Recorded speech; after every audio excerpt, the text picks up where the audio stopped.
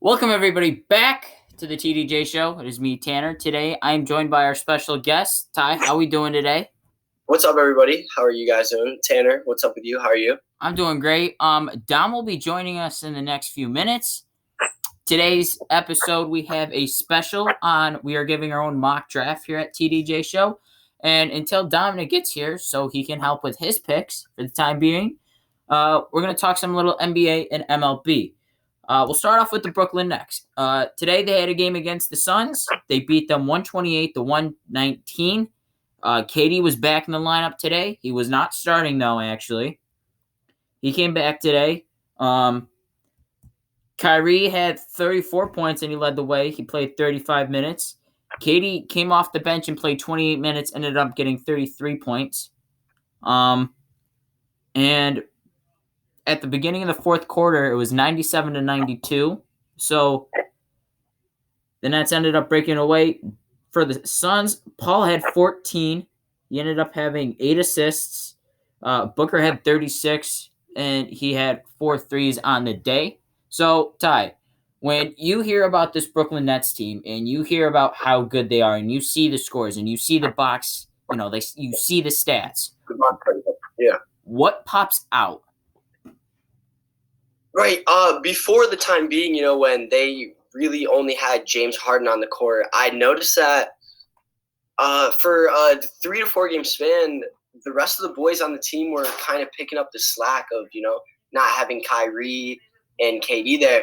I saw Shamet and Johnson really, Johnson being a big, getting boards for the Brooklyn Nets. Seeing Shamet, put up decent numbers. I think a couple games when they didn't have Kyrie and Kevin, he put up, 10 and 10. And, that's really is what is needed when you have a superstar lineup and you don't have those players, when they're out, you need them to step up. And that's exactly what they did. And now, they have those players back. And I feel like it's just a matter of time before all of it comes together for these boys. They picked up Blake Griffin. He had 16 today. That's huge for him. He's been struggling in the recent however many years, so it's good to see him back. And the touch on you saying that Johnson and Shamet have really picked up the slack. Now with KD coming back, Kyrie played 35. Shamet had 5 points today. Shot 1 of 4 from 3. He had 3 rebounds and 2 assists, and shot 2 of 5 from the field and played 29 minutes. Now, Johnson, on the other hand, he played 16, was 3 of 5, 2 of 4 from 3. He had 1 rebound, 2 assists, and 8 points. And the starting lineup for the Nets today was Jeff Green, Joe Harris, DeAndre Jordan, Kyrie Irving, and Landry Shamet. Last week, I believe, it was last week. LaMarcus Aldridge ended up officially retiring due to health conditions. I give him a lot of credit for that. Yeah, I do too. I think that with him being traded to the Nets, I don't think that there was a lot of room for him on the squad just because of all the superstars they have. Even within Jeff Green, I think that he's a workhorse for the Nets. And 10 and 5 and 3, that's not bad. And he had a steal. Also DeAndre Jordan. I mean, 12 boards. That's exactly what you're looking for, in today's basketball. And the thing got me about DeAndre Jordan, when the whole Lob City Clippers, when they left, to me it felt like DeAndre Jordan, if I remember correctly, he went to Dallas afterwards, or he got traded to Dallas. And I was like, watching highlights, I'm like, this isn't the same DeAndre Jordan. Like, right now he looks kind of washed up. Exactly. I think with him going to Brooklyn, he's getting. Oh, Dominic says he's coming in now. But with him averaging 12 boards, I think that's nothing. I don't think that's bad, especially the way he's played in the last 5-6 years. Definitely, I definitely agree. But for the Suns, it's really a shame that they're Yo! All right, I'm sorry. I'm kind of late. Hold on, I need to set this up real quick. You took long enough. My bad. What's up, Dom? Nothing much. All right, so Ty and I were just talking about the Brooklyn Nets and their 128-119 win against the Suns today. I don't want to put this back in. So, in the general picture right now, when we look at the standings, these standings are like, it's kind of odd to see that in the East, the Jazz are on top. Phoenix is at 2. The Clippers are at 3. The Nuggets are at 4 and the Lakers are at 5. I believe conference. This for the Eastern Conference? For the West. Oh, we're talking about the West. Yeah. I'd love to see Devin Booker, actually leading a team to better numbers than, he has in the past. I feel like he deserves that. I think he's an all-star every year. I think that, if he put up different points, if he was averaging KD numbers, 33, 8, 9 assists, he's a MVP type player. You take him off the Suns, and I don't know if the Suns are second in the West. Here's the thing. I feel like Chris Paul's not getting enough. If we remember, this team didn't have Chris Paul last year, and they weren't in the mix for. They won 8 straight games in the bubble, and yet they didn't make the playing game. It was Memphis and Portland that year. Yep. I feel like with adding Chris Paul, even if you take Devin Booker out, honestly, no. If you take Chris Paul out of this lineup, the complexion is totally different because he doesn't have to put up, 20 points a game. He put up 14 today and still had decent amount of assists. He's the playmaker of this team. And I think by taking Paul out, the Suns aren't the second best team in the West at the moment. I could agree. But you think that Chris Paul's that important over Devin Booker? Devin's I think Booker is important because he's there's their scoring leader. But this team had DeAndre Ayton last year and Devin Booker. It still didn't make it to the playoffs. Yep.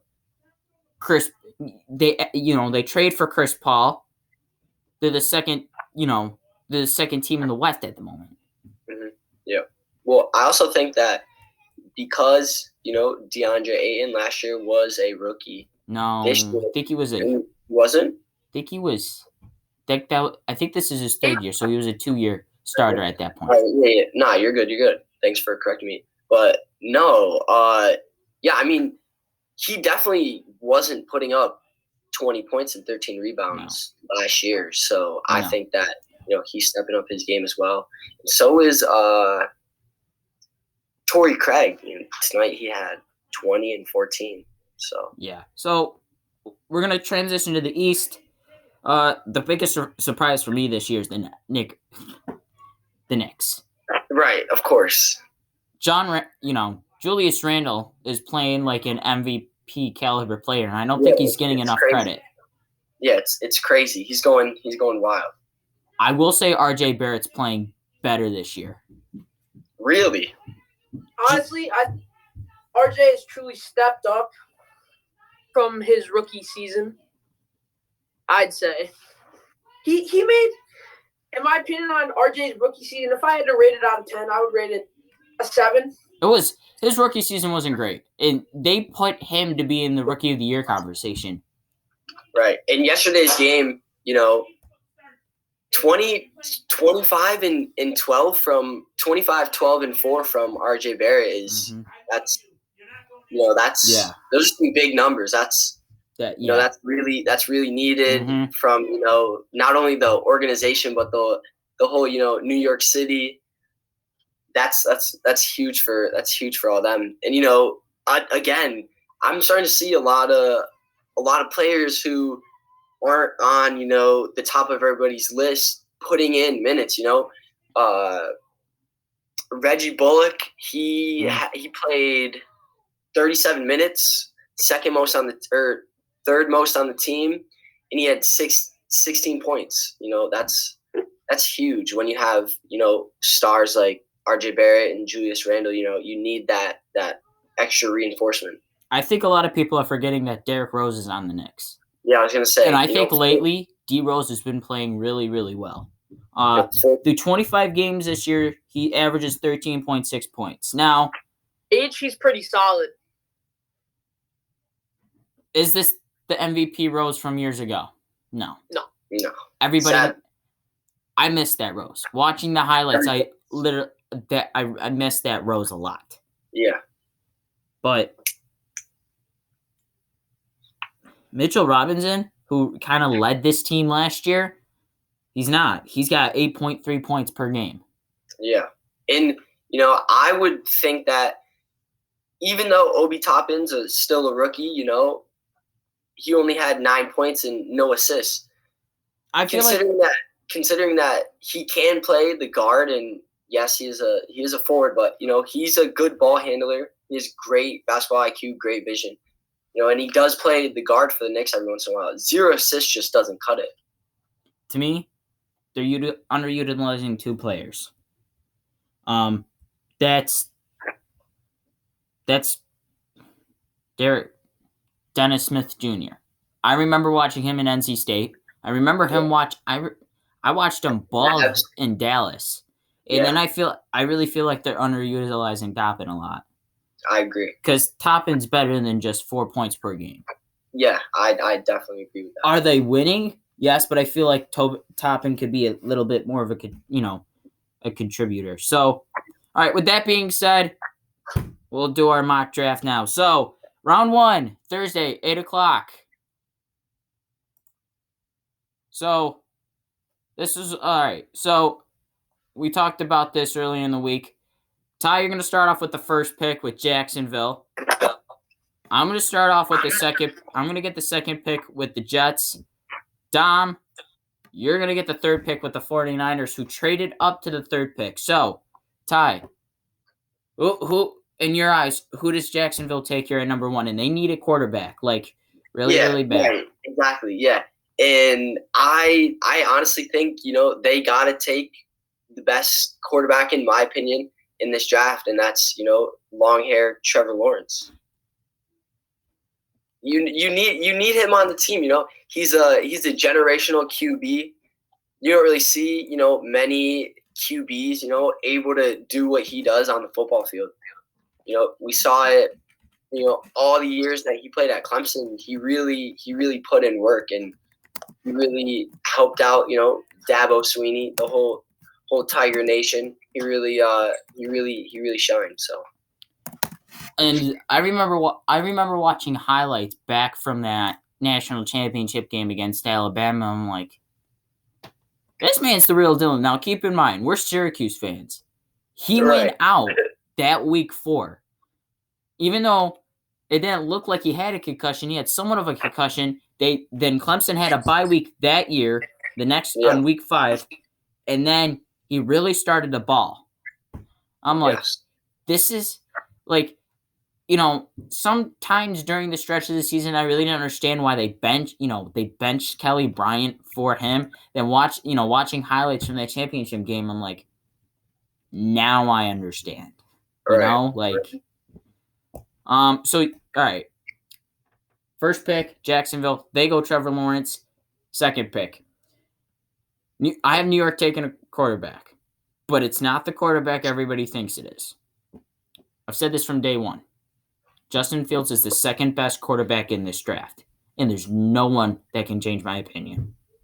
Now, Zach Wilson played great this year at BYU, but Justin Fields was way better in that period. So, now, do I think they're going to take Zach Wilson? Yes. But if I'm drafting for the Jets, I'm taking Justin Fields. It's simple as that. All right, Dom. San Fran, they traded up from the third pick to Miami, which was via the Texans when they traded for Laramie Tunsil. So, San Francisco, Dominic, at 3. They're drafting their future. They're drafting a quarterback. They're drafting the guy that's going to replace Jimmy Garoppolo. Who are they taking? You know who I'm gonna pick? I'm gonna pick Zach Wilson. He had a pretty good season at BYU. I think he has some potential. I figured you'd go. But I think he truly has some potential as that quarterback position for the 49ers. Fits that scheme. But is he the second best quarterback in the draft, or? That is very debatable. I think it comes very, very close. It comes very close. I because of Justin Fields' versatility. Not only can he has a great arm, he can really run the ball and he can really pick up some yards in the rushing game. And I think that is what just sets him apart from the rest. Even Mac Jones, I would say that I'd put Mac Jones over Trey Lance. Even though Trey Lance is good as they say he is. Now keep in mind he did play North Dakota State, but some of my scenes I just don't believe in it. And I watched Mac Jones. And it's like he played better in Tulane. Here's the thing. Devontae Smith, the wide receiver that won Heisman this year, said he prefers Mac Jones over Tua, and here's why. When a ball comes out of a lefty's hand, it is different from it when it comes out of a righty. Now, keep in mind, when you play receiver in high school level, most of the ball is, most of these quarterbacks are right-handed. So you're not used to playing with a lefty. So I think, Mac Jones had a better QBR, I believe, than Joe Burrow did. And he played better than Burrow did. Just about in the national championship game this year. All right, so that brings us to Atlanta. Now, keep in mind, they could go quarterback here. They could draft somebody, another weapon for Mac Jones. Matt Ryan, I should say. He's got a few years left in the tank. I think he played exceptionally well this year, even though Falcons didn't really win any games. I think they should.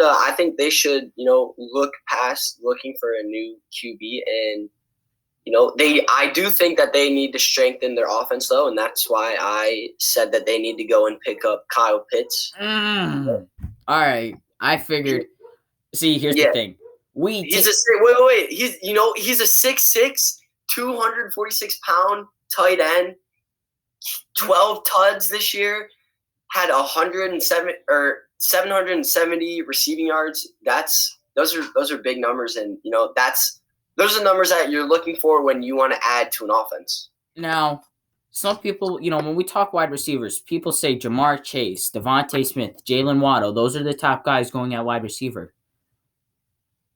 Tight ends different. When we think tight ends, we think of the best tight ends as George Kittle and Travis Kelce. Gronk.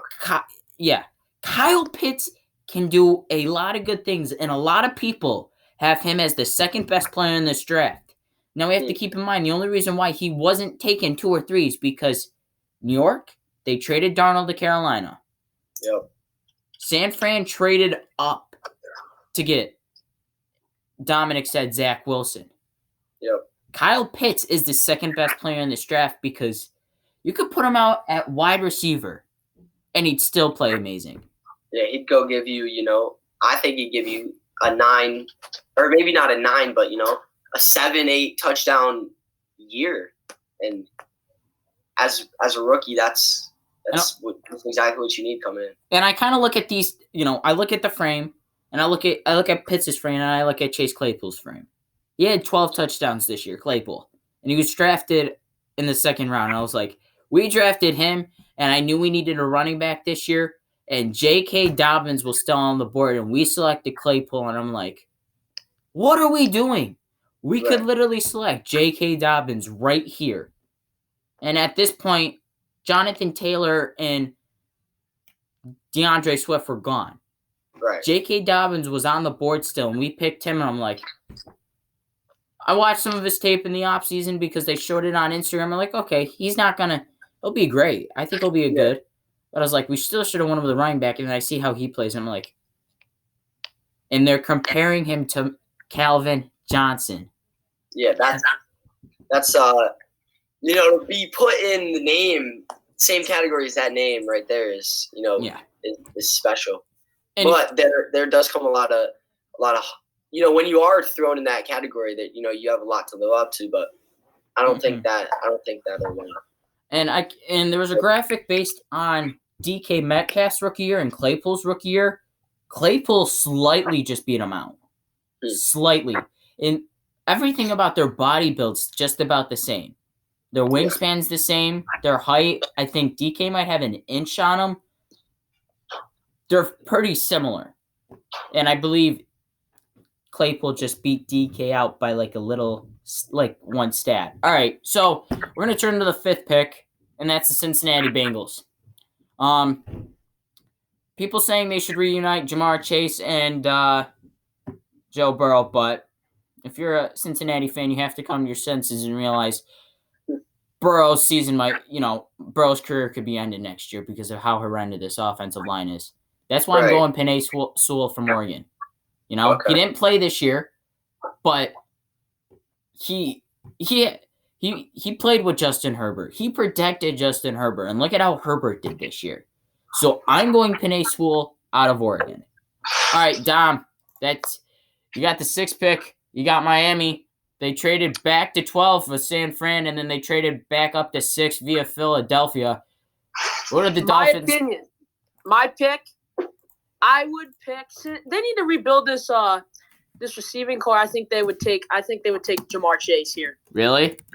I think they should. I think they need to make a full rebuild on that receiving core that they have lost over the years. So you're not taking Devontae Smith. Now, I feel like he's getting. It's a bold move. I feel like. I really do feel like that Smith's getting. They talk about Waddle and they talk about Jamar Chase. Waddle gets. It's a close one. It's really close. What? But if I had to choose, I would take Jamar. Chase didn't play this year. He backed out, and then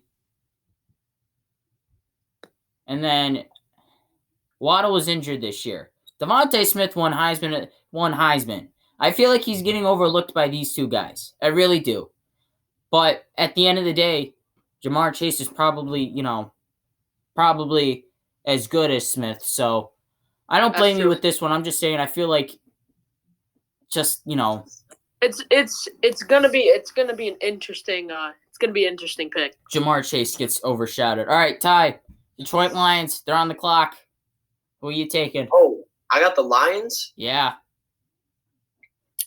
I chose Rashawn Slater from Northwestern. Oh, you gave somebody to protect.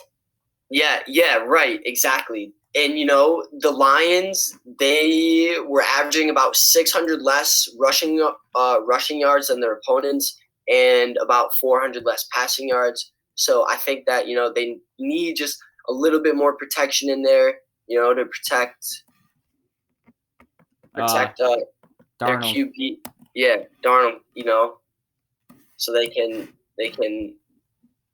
do better than they have in previous years. Here's funny about this. I didn't think you were going to take Pitts at 4, but I had a feeling you were. I had Carolina taking Pitts. Interesting. There's somebody named Devontae Smith from Alabama, and he is still on the board. Yeah. So I think when I look at the weapons, I see DJ Moore. I see Christian McCaffrey. They need a weapon, and I think Devontae Smith is, going to be that number 2 receiver guy. Now, I think Samuel's got, the number 1, but Devontae Smith will probably be playing a lot of snaps week 1. So I agree. I'm going Devontae. Dom. Broncos are on the board. Drew Lock stinks. I'm saying it. This This is an interesting pick because we know the Broncos has always had that smash mouth defense that back the line they have is insane, but now their backfield needs to have an upgrade, but they also need to get Drew Lock out of there. So, well, if you look at their backfield, they have Phillip Lindsay and they have Gordon. That's true. But in my opinion, I think this is a close one. I would take Trey Lance. You're taking Trey. Whoa. You're taking Trey. This is an interesting pick for me as well. I would take Trey Lance. You're taking Trey Lance over Mac Jones. I respect it. No, listen. Here's my opinion on this. Mac Jones. Think about this. Mac Jones is up there in the draft. There's a chance he could get picked before. If he gets picked before, I would take Trey Lance. I also think that, Mac Jones, he could get left, sitting in dead water for, later teams to come pick him up. I really do think that he's underestimated. And I think that, they, when they look at Mac Jones, they look at, who else, was around him. Chase, Devontae Adams. And Najee Harris, Nick Saban as the coach. But, he was first in throwing yards, and he was second in touchdowns, and he won a national championship. Yeah. I think what downgrades Jones from, Lance, Wilson, Fields, and Lawrence. Now, Lawrence, at first I thought he was just going to be this pocket passer. He's grown to be a runner. I think Jones is just strictly a pocket passer. And that's hard. And it's hard to be in this league. When you have guys coming off the end like TJ Watt, Khalil Mack, Von Miller, Aaron Donald, I'll even have Shaq Barrett in the mix. I think it's hard. So I think that downgrades Jones just a little bit. And they were talking about it this week. All right. To round out our top 10, Ty, you got the Cowboys. Defense was not great this year. Right, and that's exactly what we're going for. I'm gonna pick Micah Parsons. Oh, he, as a linebacker, he had 5 sacks. That's a good amount of sacks, and especially in in the NFL, that's important as a linebacker. He's quick for a big guy, and I really think that he can up the Cowboys' defense. What position does Parsons play again? He's a linebacker. Linebacker, right? And then he did elect to not play this year. I remember that. Yeah. So I thought you were gonna go cornerback, and I thought you were gonna take Patrick Surtain out of Alabama. All right, I got 11 in the Giants. So I originally thought when I, did some stuff last night, I thought Devontae Smith would still be here. But now seeing that Trey Lance is off the board and Mac Jones is still there, I'm in between Jalen Waddle and Mac Jones. I think Daniel Jones was a reach. Was a huge, huge reach. Now, if you look at Dwayne Haskins, he hasn't been done great either, but I think Haskins might have been a little bit better in New York. I can agree. I think it's time to move on from Daniel Jones because he's not the guy anymore. He's just not. Yeah. He's not the guy. It's fair to say. I'm going to go. But, I also think the Giants need a receiver. Now, Saquon does come back this year, which helps a little bit pressure off of Jones. I just think Daniel Jones has run his time up in New York. So, even though he's this is his 3rd year, no, I'd give him one more year. And I'm going to take Jalen Waddle. And I think at this point, I think at this point, 3 years is enough. And if you add Jalen Waddle, who they're kind of comparing to Tyreek Hill a little bit, you give him another weapon. Saquon comes back healthy this year. You got Darius Slayton. They added some good pieces in free agency. We could be looking at a different Giants team, A decent Giants team. All right. So, Dom, Philadelphia, they moved back from 6 to 12. All right. So if I were Philadelphia, their receiving core, they've lost a lot of important players on the receiving core that we know of. Mm-hmm. So if I were Philadelphia Eagles, I would pick Rashawn Bateman. Ooh. 6'1" junior from Minnesota, 190 pounds. He's got some speed on him. I think he could be a potential star for Philadelphia. I would pick Rashad. Okay, I see you. I see you there. I think that's not a bad idea. They brought in Joe Flacco in the offseason. I don't see Jalen Hurts losing to Flacco. I don't. I think Flacco is overrated. Yes. That's my say on that one. Overrated. Always has been. Except that one year. Except that one year he beat team around him. Except that one year he beat Brady and Manning in the same postseason to go to the playoffs. All right. Number 13, the Chargers tie Jalen Herbert, Offensive Rookie of the Year. Now, they got Keenan Allen. They did lose Hunter Henry. Yeah, and I think that they gotta back up that offense, with even more protection.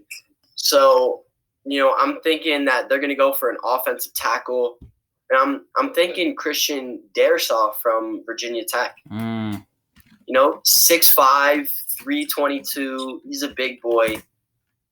34 and a quarter arm span, 9 1/4 size hands. He's a big boy, and he's going to give you protection for that offense to shine. All right, so when I did this, I had the Minnesota Vikings taking Rashawn Slater out of Northwestern. If I look at the Vikings' needs, they need inside offensive lineman help. They need an edge. They need an offensive tackle.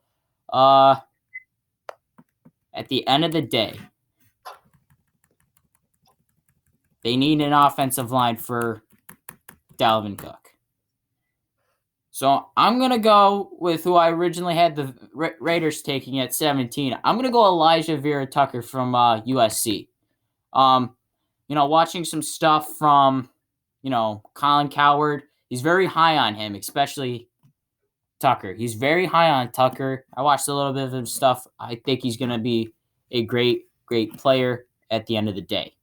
All right, Dom. You got the Patriots, right?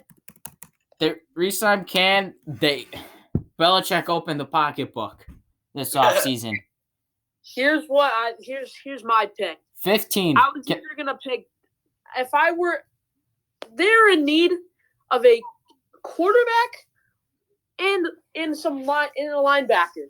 But I think in my opinion, I think they already have a bit of a future in Cam. You really? And I would take. No. Listen. Here's my opinion on this. I think they should take another year to try and rebuild Cam because the Patriots are in a rebuilding state of mind right now. They did. I think they would get another team and try to build around Cam. I would pick either Jeremiah Koromoa or Baron Browning is a linebacker pick for the Patriots. Okay, what one? I would probably pick Baron Browning as he is the tallest, and he weighs 241 pounds. And watching his highlights on the season, he is a powerhouse. He is a powerhouse linebacker. Truly. Oh man, wrong keyboard. Let me plug it in actually. But watching Jeremiah, as he is lighter, he is faster on the pot. Look, I was on the pocket. He is faster if we're talking stats-wise. But in my opinion, I would take Browning. Interesting.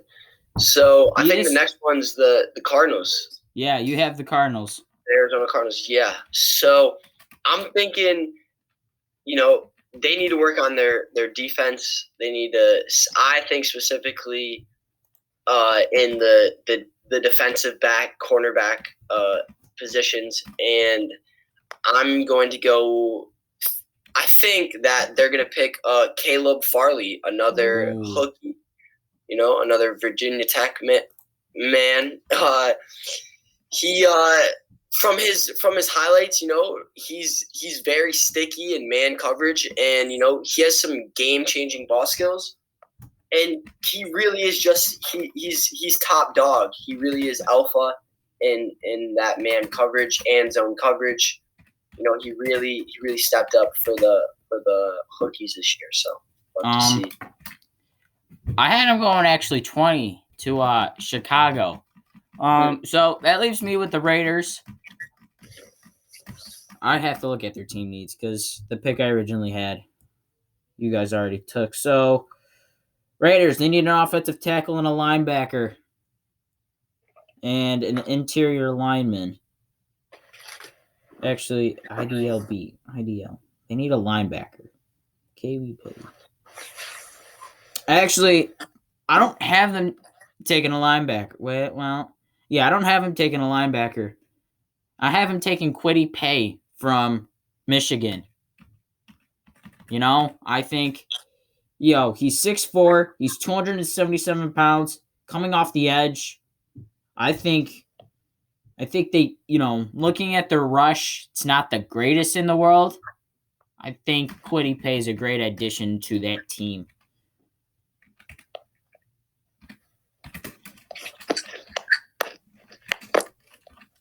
Yeah.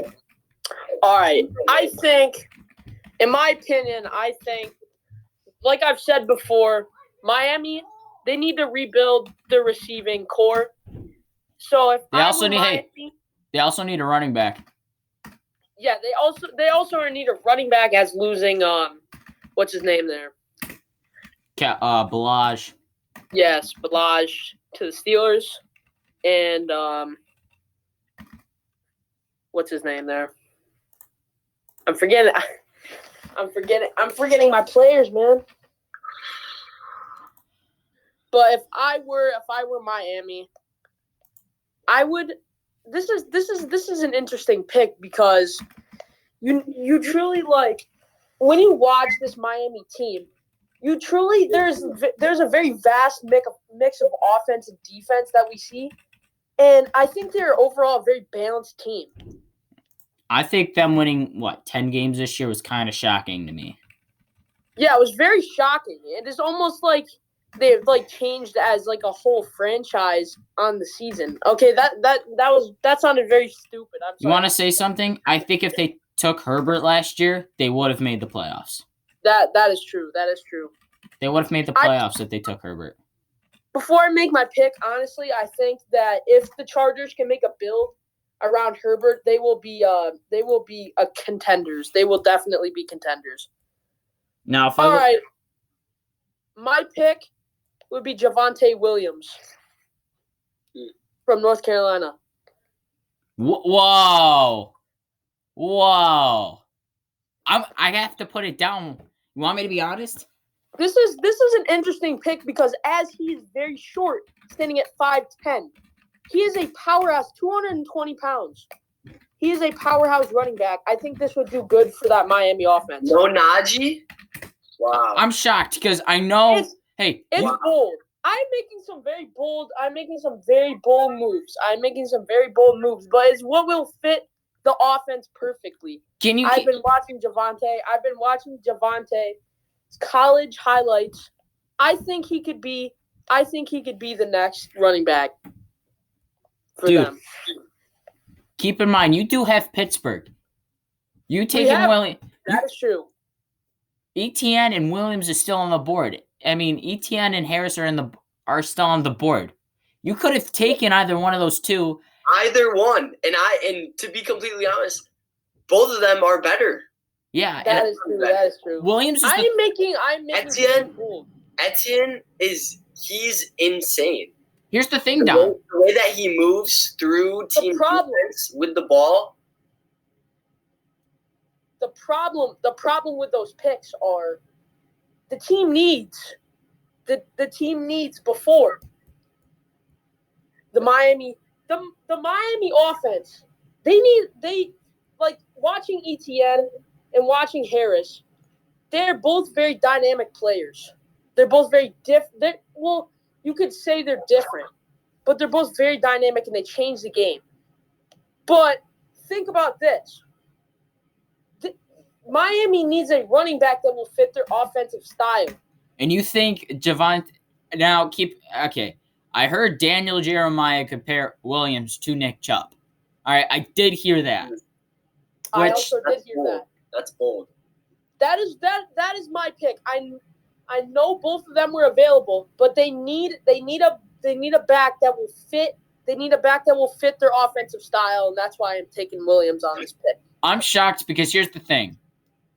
You have the Steelers. You could have taken Harris or Etienne and still have one of those left because Bears, Colts, Titans, Jets. Ty, you have Washington next, and you have Tennessee. Are you taking a running back there? No, actually, with the Washington football organization, I think that even though I can't remember when you guys put Mac Jones, one of you had picked him. Nobody did, actually. Nobody's taking Jones yet. We have exactly what I was thinking. Right. That was exactly what I was thinking. You forget about my bold pick. Right. That's exactly what I was thinking, that they're going to, a lot of teams are going to overlook him. And I have Mac Jones going to the Washington football organization. I think that, it's Ryan Fitzpatrick's time has come. Like I said, Mac Jones, he's first in throwing yards, second in tuds. He's what you're looking for when you're looking for a franchise player. And like you said before, Tanner, his skills in the pocket have accelerated over the years, especially under Nick Saban. And you're right about his rushing abilities, but with time that could possibly change. So I'm taking Mac Jones. I like that. Here's the thing, though. I feel like by taking Jones at 19, it gives Washington a little too much competition. They sign Fitzpatrick in free agency. All right, he played great last year. I think he probably should have. I hated the switch when they put Fitzpatrick and Tua to start, all right? I didn't like that switch because Fitzpatrick came in multiple times in the fourth quarter and ended up winning games for Tua. Yeah. All right? And I still think that the Dolphins should have kept him and should have developed Tua a little bit more. All right? I just don't think that his – he's been in the league for a while, and it's kind of like how long are you going to play the waiting game, for someone to just, spark up like that. So I think, they gotta just take their chances with Mac Jones. So that leaves Fitzpatrick and Jones. Now I think that I would say the week one starter be Heineke. Heineke almost beat Tom Brady in the Buccaneers in the playoffs. I believe Heineke could be something. Heineke is the only team that came close this year in the playoffs to beating Brady and the Bucs. All right? They had that game within 7 at one point. Heineke had that game within 7. All right. I respect the Mac Jones pick, Ty. All right. 20. Chicago Bears need a cornerback or a QB. I probably would have taken Mac Jones if you didn't take him there. But I'm going J.C. Horn out of South Carolina. I feel like Really? I feel like he's kind of getting lost in the shuffle with Surtain and Farley. Now, I respect that pick. Which now regret. I probably would take Surtain over Horn, but I made the pick. I can't go back. I realized that Surtain is still on the board. All right, Don, the Colts. Here's the Colts. They need They need an offensive tackle. They do need an offensive tackle, but you also know what else they need? They also need a cornerback. That's true. Now, and I just said one cornerback that's still on the board that can still make a difference for that team. The importance of a quarterback for the Colts, they have a good receiving core. They have potential, but that is their centerpiece. That is their centerpiece part of that offense, their quarterback.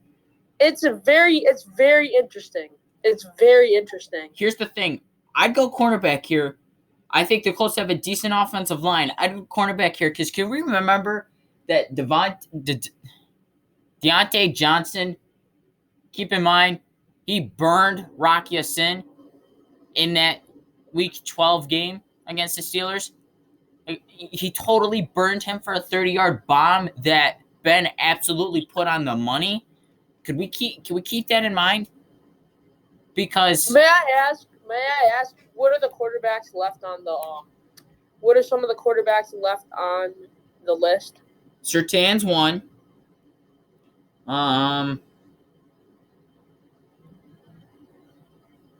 Edge.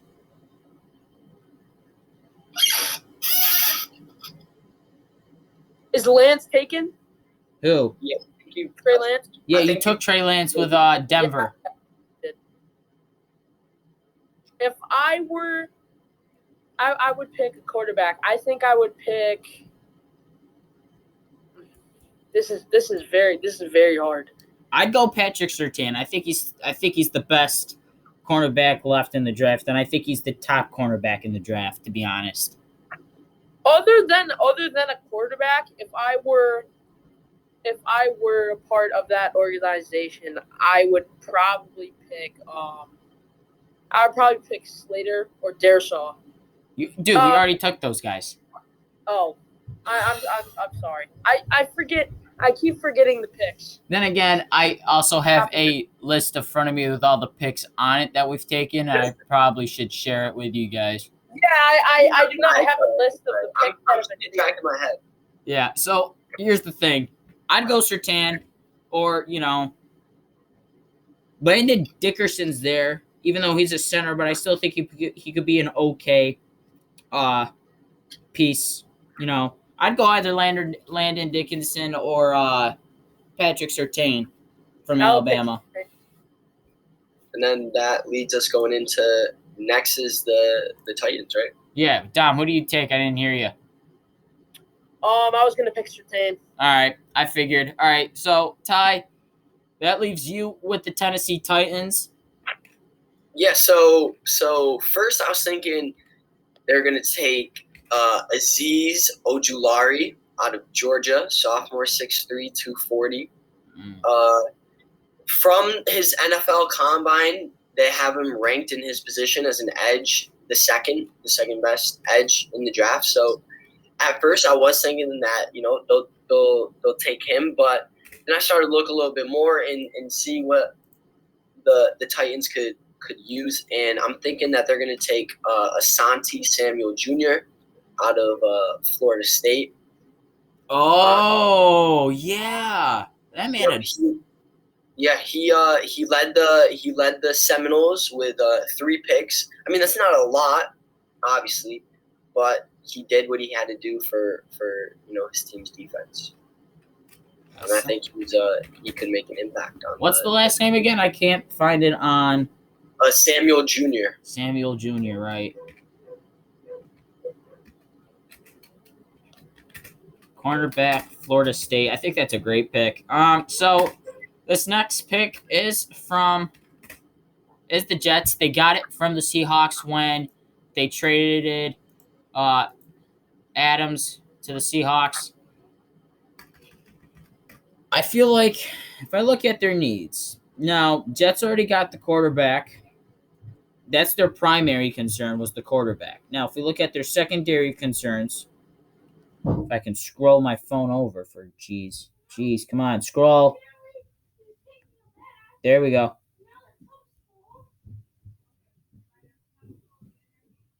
They need a quarterback, an edge, a wide receiver, a running back, wide receiver, offensive tackle. I'm gonna go Gregory Rousseau. I think him being at 23 is a possibility. This man's amazing. Truly has been stunning on the season. I'm going him. He's from Miami. I think he's a great help to that defense, and I think at first, I'm going to be honest, I was going to take Etienne. I was going to take Travis Etienne. But then I realized, looking that they need an edge rusher, Rousseau's the guy. I think he's probably the top edge rusher in this draft. Now, if I am saying that, why did I have Raiders taking Kwity Paye at 8-17? I'm not sure. I think I just needed to find something at the moment. So I go Rousseau. He's an edge.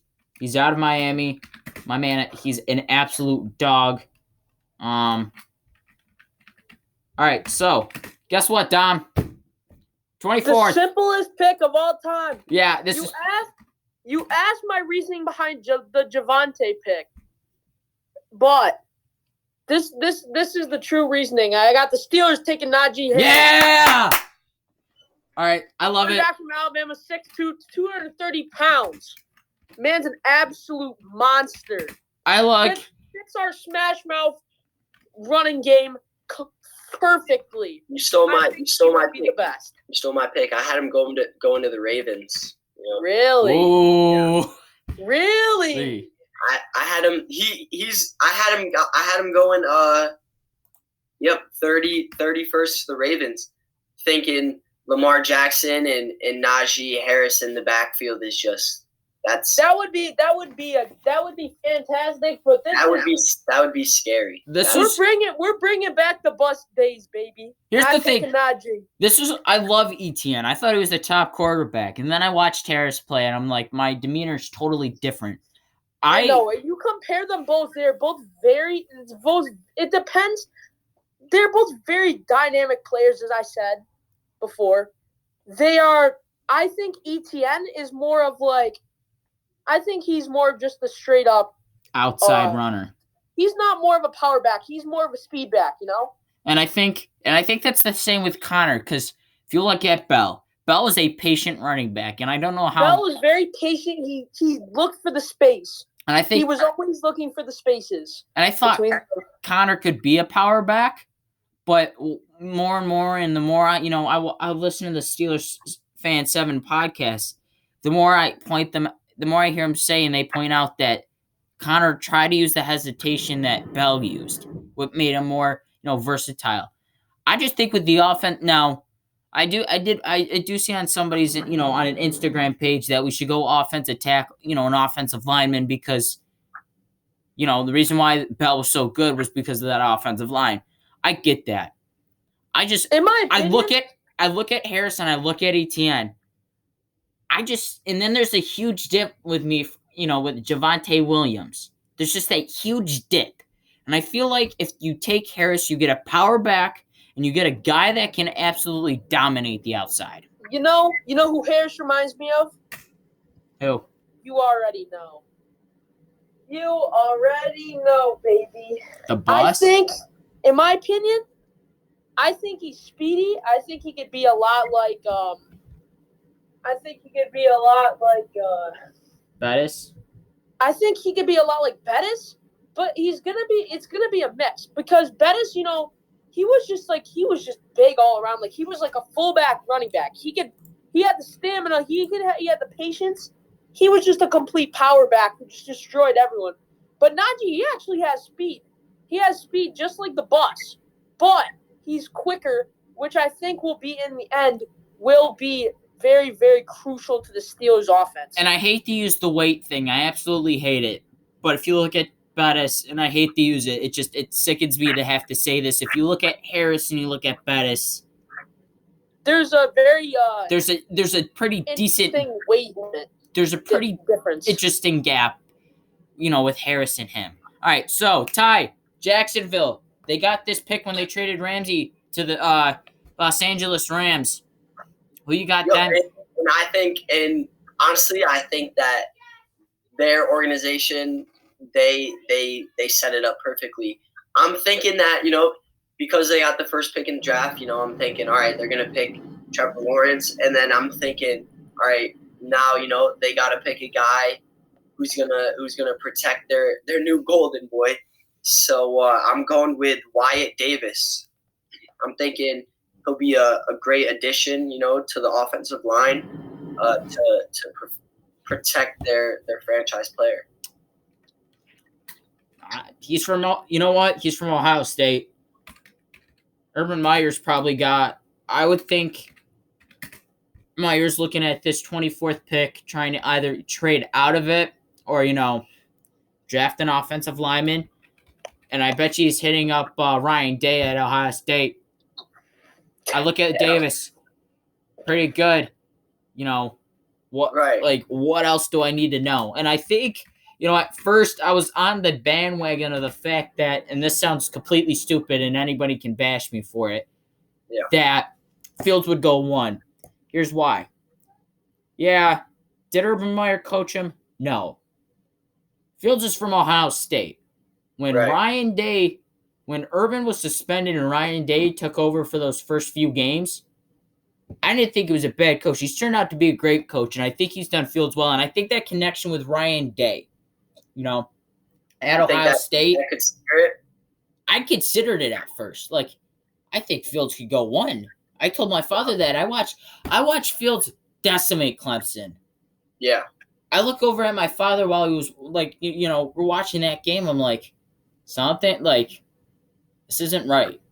Now, I'm going to argue this. And he did play with broken ribs. I give him a lot of credit for that.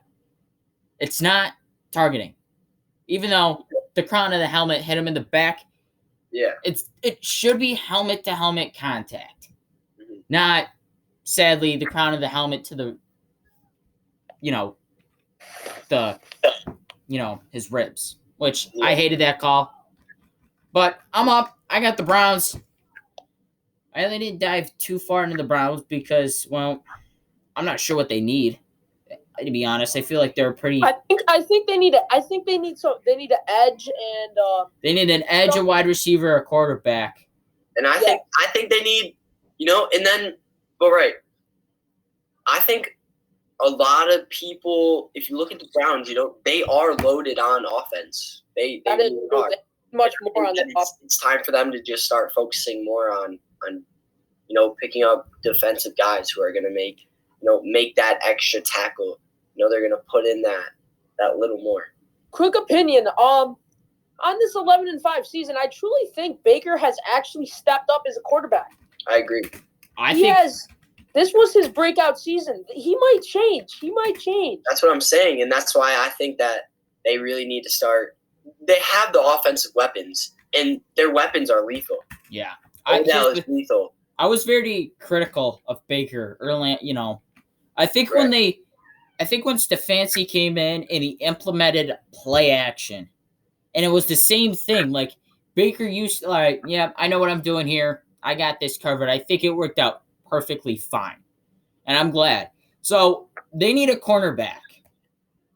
I'm going with Eric Stokes out of Georgia. I know the Steelers went to the pro day. I know they were kind of high on him. I'm going Eric Stokes out of Georgia. I think he can learn a lot from Denzel Ward, who's there. Who did they take from LSU last year? I can't remember his name. They have some pretty decent, secondary players that I think Stokes can learn from.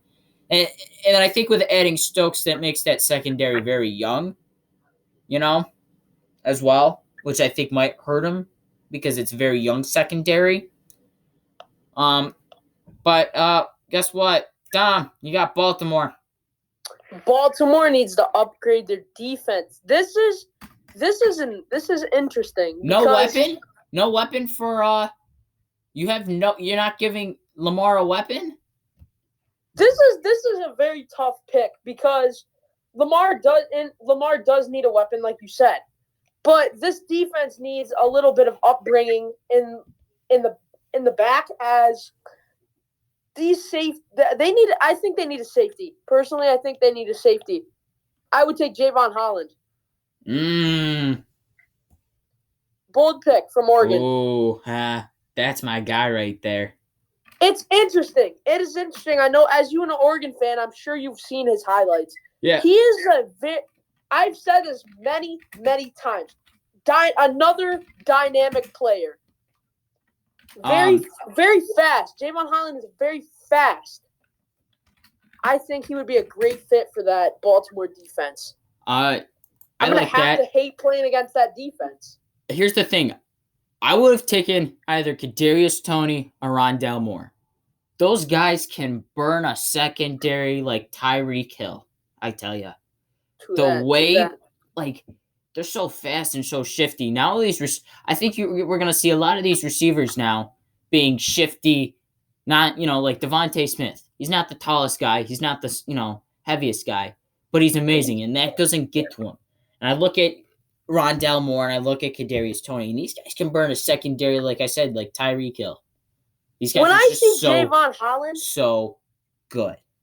When I see, I support those opinions on those receivers, but it's gonna be a hard pick. But if they think about Javon Holland, if you watch him, you know who he reminds me a lot of? He reminds me a lot of Minka Fitzpatrick, a lot as a safety.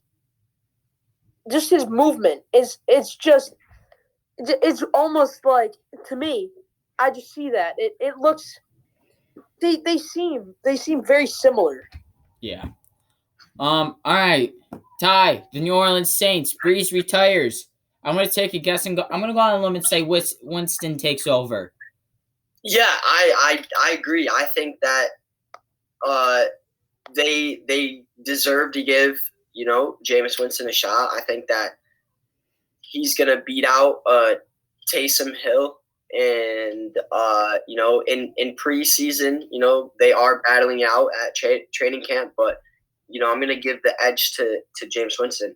And with that, I think that the Saints are going to want to pick up, someone who is going to protect Jameis Winston. And, what's going to be an interesting thing? I want to see where Taysom ends up. I want to see how he's going to play. So you want to know what's interesting about Taysom's contract? It's like a 4-year, $100-something million extension. Yet voidable years. You think they'll play him over Jameis? Not if Jameis beats him out. You know what's funny though? It's gonna be interesting. I was watching the Pat McAfee show, and they showed a clip of Winston telling these young kids. Keep in mind, Dak Prescott just comes off of an injury, and he's standing there. And he told all those kids that he's working everyone else. He's outworking them. Everybody else in the league. And Dak Prescott coming off an injury, standing right there. And he even said, yeah, I know Dak's right there. But yet again, I'm still outworking him. I think that's the confidence Winston needs to have. As you know, Jameis Winston, if you watch him back at the Bucs, he has a very cocky personality. Well, I don't know if he's confident. I don't know if he's cocky. Because he's both confident and half cocky. Between confident and cocky. Yeah. I think Winston's a little bit more humble this year. I'm going to say that. All right, Ty, we got him. I'm thinking that they're going to take Jeremiah Owusu-Koramoah. Yeah. They need some help on that defense, and that is the guy to do it. He is strong. He is game linebacker. He's great lining up against slot receivers.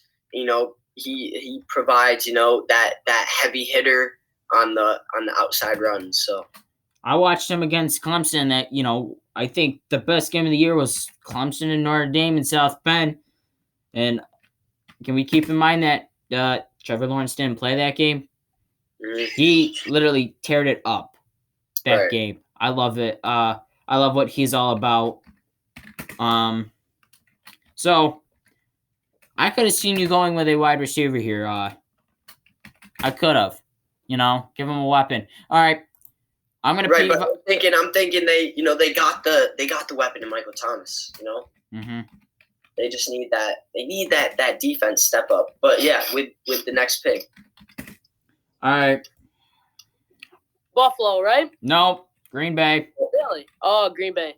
I'm gonna piss Rodgers off even more. I am going to take Kyle Trask from Florida. No. Really? I know. Oh, I was about to say, there's no way. No. You better be joking. I'm totally joking. I'm giving him a weapon to pair up with Devontae Adams. Want to know who it is? Rondale Moore out of Purdue. I think he's faster than Kadarius Toney. Do you think he'll be like Do you think he'll be a player like who did Green Bay get in the draft last year as a wide receiver? He had a breakout season this year. Can't think of his name. I know who you're talking about though. Yeah, I think if they get someone like him, that receiving core is going to be ready for the next couple of years. It's going to be great. Yeah. All right. I think receiver it'll be fantastic. I think he could get played in the slot and then run like like man coverage, zone coverage. He can go right through the middle and get at least 10-yard receptions, or 10 yards after the catch. All right, so Dom, we're on the 30th. We got 3 more picks. All right, if I were Buffalo, I'm taking Eric Stokes out of Georgia. I already took Stokes. I keep forgetting like who's been taken or not. If you're looking to take a cornerback, no wait, I'm gonna take a cornerback or an edge because thinking of the Bills' defense, truly this year, honestly, they've been disappointing this year. In my opinion, they have been good, but they've been disappointing. Like they're not the Buffalo defense that I remember. I didn't think the defense was half bad this year. It was good, but it was just like not like Buffalo level. I think when it came down, when they needed to beat Kansas City, I just didn't think that defense, middle of the game was like, yeah. I think that, they had one good possession and then they kind of racked up a few stops at the end of the game. But watching this week 6 game and then the championship game, that defense is not ready for Kansas City. And I think at the moment, Buffalo is the only team that can defend with Kansas City. But that's true. But if the Steelers can stay healthy on both sides of the ball and play well this year and just don't run 5-yard routes passing, I think that defense could give Mahomes a little bit of trouble. Because we got to keep in mind, Devin Bush is coming back. TJ Watt's coming out for blood this year. Aaron Donald, people voted Aaron Donald for defensive player of the year. You suck. Should have been TJ Watt. I'll just go there. I'm surprised. I'm still shocked at that pick there. It is just unbelievable to me. Yeah. All right. Who you got Buffalo taking down? I got Joe Tryon from Washington. Oh, okay. Edge rusher, okay. 6'4", 251 pounds. Honestly, I think that would be a good edge fitting that defense.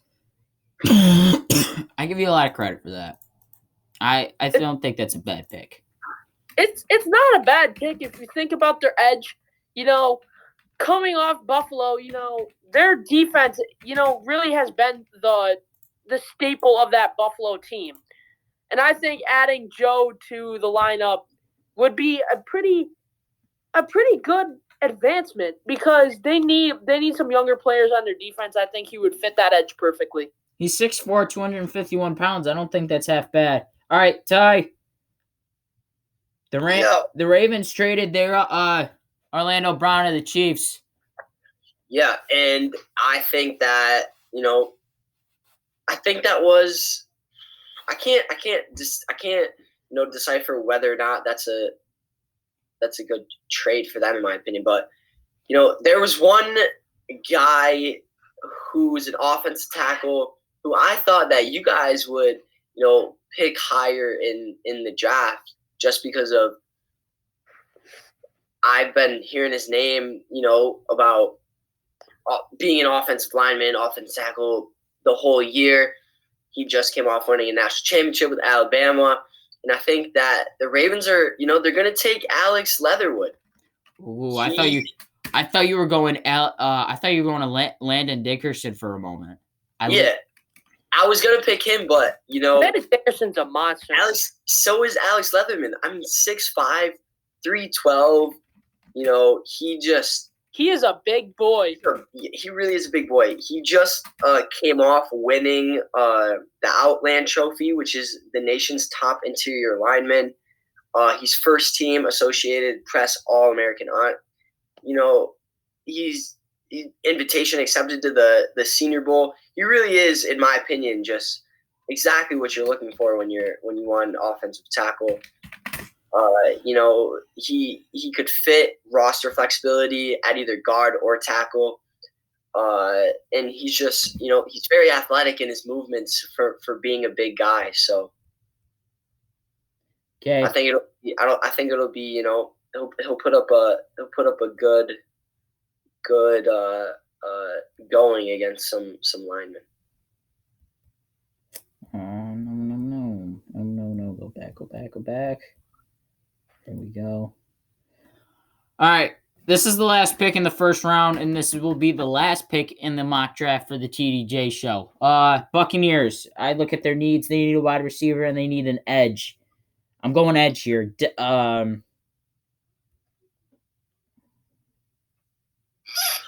Who you taking?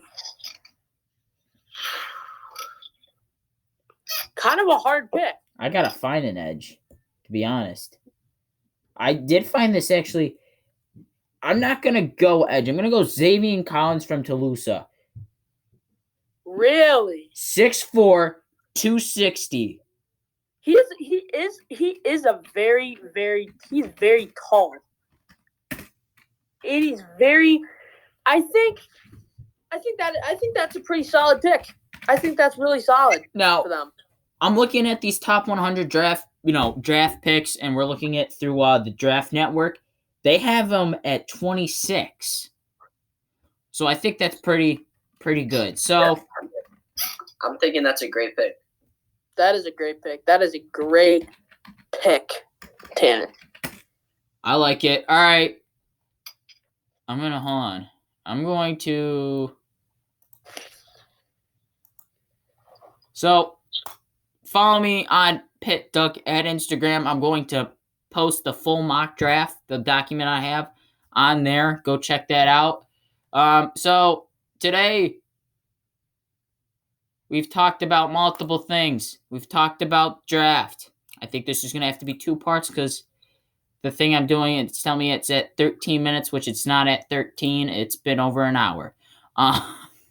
So this will probably be a 2-parter on the channel. Go check that out. So with that being said, Ty, thanks for joining. We'd love to have you back. Dom, thanks for actually finding. Wait. I'm going to be back. This is going to be we're going to turn this into a thing. So that'd be awesome. Great. Dom. Yes. Thank you. I will be more consistent. I will be here every time we have a show. Tanner, let me know. I'll get it done. I'll be here. Actually, one quick thing before we go. I remember last year's draft. I remember doing something like 2 hours beforehand for this. Now, Dom, you weren't on it. Ty, we didn't know you at the time, but let me go find it, actually. I gotta go find the first video that we ever did. If I go to studio.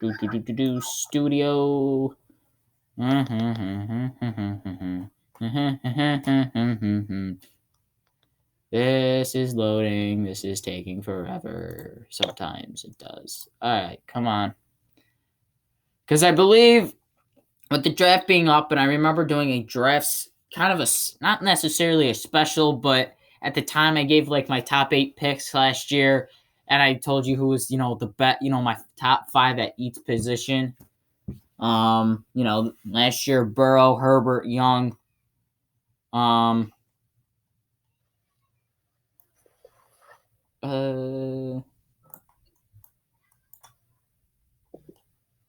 content. Come on. Oh, I'm so sorry. I don't know why this is taking so long. Yeah. The first ever episode was published on March 29 of last year. Ladies and gentlemen, it's been a year of the TDJ show. And for everybody who's watched... Anniversary. Yeah. Well, we're celebrated about a month late. Actually, yeah, about a month late. Just about. I'd like to say thank you to everybody who's watched. We're going to try to get more special guests on. I'm going to upload these very, very soon when I get off. I'd like to say thank you to everybody that joined today. Appreciate it. Ty, man, I really appreciate it. Dom, thank you very much. And for everybody here at the TDJ show, we hope you have a great night.